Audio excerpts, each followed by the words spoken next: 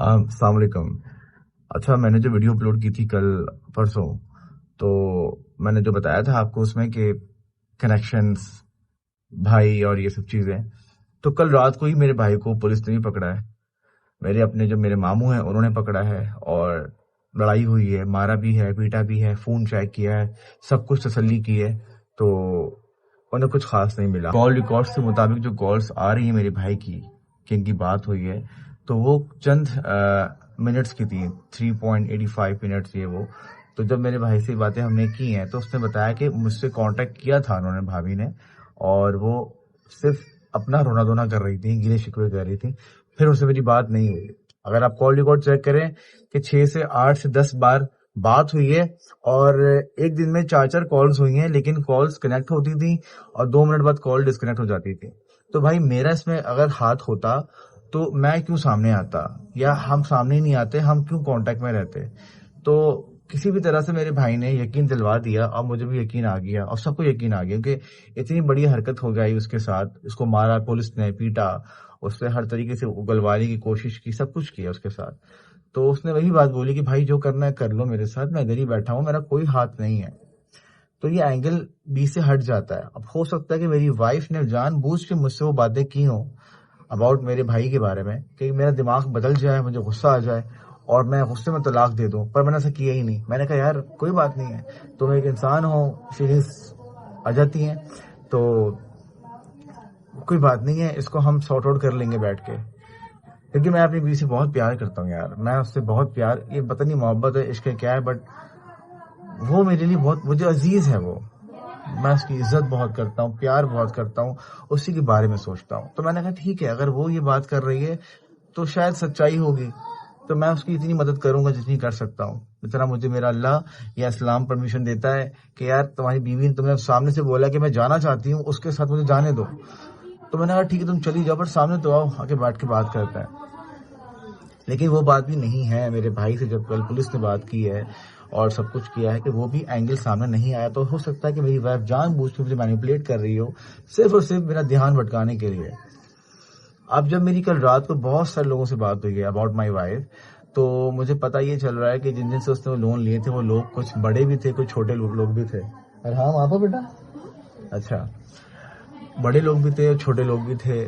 اور میرا دل پتہ نہیں کیوں یہ بات مجھے شروع سے تنگ کر رہی ہے کہ وہ کسی طرح سے ٹریپ ہو گئی ہے، بلیک میل ہو رہی ہے، اور وہ مجبور ہے کہ وہ مجھ سے جب بھی بات کرتی ہے. آج 3 دن ہو گئے ہیں اس نے میسج نہیں کیا، تو شاید وہ اتنی مجبور ہے کہ وہ خلا کی ہی بات کرتی ہے کہ مجھے خلا چاہیے تم سے دور رہنا ہے، مجھے تم اچھے نہیں ہو. 9 سال بعد اتنی پیاری زندگی میری، اتنے حسین میرے بچے، اور کوئی کمی نہیں چھوڑی میں نے اپنی بیوی کو کی خوشیاں پوری، خواہشات پوری کرنے میں. تو وہ ضرور ٹریپ ہو رہی ہے، وہ ضرور بلیک میل ہو رہی ہے، ضرور وہ کہیں پھنسی ہوئی ہے جو وہ بتانا نہیں چاہتی ہے. شاید وہ اپنی اب دیکھیے، ایک عورت گھر سے چلی جائے نا، اس سے بڑی بدنامی کوئی نہیں ہے، پر ایک عورت گھر سے جانے کے بعد پھر بھی واپس آنے کی بات نہ کرے اور یہ بولے کہ خلا کے بعد میں واپس آؤں گی، اس کا مطلب کہ کوئی اور کچھ اور بڑا ہو رہا ہے اس کے ساتھ، کچھ اور غلط ہو رہا ہے اس کے ساتھ. اگر آج رات تک کچھ پتہ نہیں چلتا میری وائف کا، تو پھر میں ایف آئی سے بات کروں گا، اور جو بھی ہے ایکشن لینا پڑے گا میں لوں گا. مجھے اپنی وائف کی بہت فکر ہو رہی ہے، مجھے وہ ہر حال میں چاہیے. مجھے پتا ہے کہ اس میں اتنی عقل نہیں ہے، وہ اتنی انٹیلیجنٹ نہیں ہے. ہاں بیٹا، اچھا میں دے رہا ہوں بیٹا، 1 منٹ کو.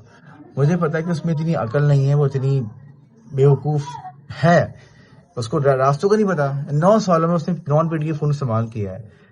مجھ سے ہر بات کرتی تھی دوست کی طرح، شکایت کرتی تھی گرل فرینڈس کی طرح، پیار کرتی تھی بالکل بیویوں کی طرح. اتنی اچھی تھی وہ. کچھ ہے اس سے تم پریشان نہیں ہونا. میں تمہارے ساتھ آج سے ابھی کھڑا ہوں نا، میں تمہارے ساتھ ہمیشہ کھڑا رہوں گا. اللہ نہ کرے کچھ ایسا نکل کے سامنے آتا ہے جو کہ ناقابل وہ کہتے ہیں نا کہ منظور نہیں ہوتا، کہ میں ایکسیپٹ ہی نہیں کر سکتا کوئی بھی شوہر. But I will accept those all the things. مجھے کوئی ٹینشن نہیں ہے اگر تم غلط نہیں ہو اور تمہارے ساتھ غلط ہوا ہے یا ہو رہا ہے. میں تمہیں معاف کیا، میں تم سے پوچھوں گا بھی نہیں. بس میرے پاس آ کے بیٹھ جانا، میرے بچوں کو پیار کرنا، اور سب ٹھیک ہو جائے گا. میں تمہیں بہت دور لے جاؤں گا یہاں سے. اور اگر تم یہ جان بوجھ کے کر رہی ہو تو اس میں مجھے کچھ نظر نہیں آ رہا، مطلب سچائی نہیں ہے کہ جان مجھ سے کوئی بیوی کسی کو چھوڑ کے جانا چاہے تو اللہ نے حق دیا ہے، وہ جا سکتی ہے چھوڑ کے، وہ یہ صرف ڈرامہ بازی نہیں کرے گی، ٹھیک ہے. ابھی تک اس نے مجھ سے خلا کا نوٹس نہیں بھیجا، ابھی تک اس کی لوکیشن نہیں مل پا رہی ہے. جانے والے لوگ جو جن کو جانا ہوتا ہے نا، وہ لوگ چلے جاتے ہیں اور کہتے ہیں کہ یار یہ نوٹس ہے، طلاق ختم سب کچھ، لیکن وہ خود بھٹک رہی ہے، وہ خود لاپتہ ہے.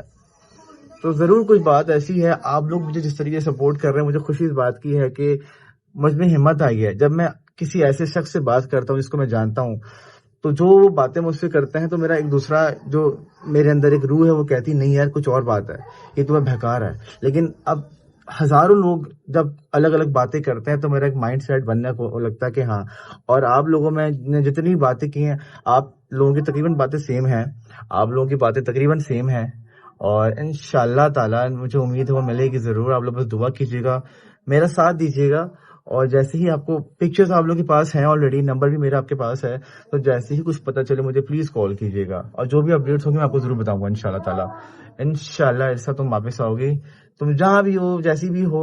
اگر تمہیں واپس آنا ہے تو مجھ سے کانٹیکٹ تو کرو، لیکن مجھے یہ نہیں بتانا کہ وہ مجبوری میں ہے، وہ پھنسی ہوئی ہے، وہ کچھ اپنا آپ مجبور ہو کے وہ کہیں رکی ہوئی ہے، اللہ جانتا ہے. تو خیال رکھیے گا اپنا آپ لوگ. میں انشاءاللہ ضرور آپ سے دوبارہ رابطہ کروں گا اور اپڈیٹ دوں گا. Thank you. اور اگر میں تجھ سے پہلے مر جاؤں گا، وعدہ ہے میرا میں تجھ سے ملنے آؤں گا. کبھی صبح کی پہلی دھوپ میں، کبھی بلی یا کبھی تتلی کے روپ میں، کبھی دوپہر کی چھاؤں بن کے، کبھی تیری پرچھائی تیرے پاؤں بن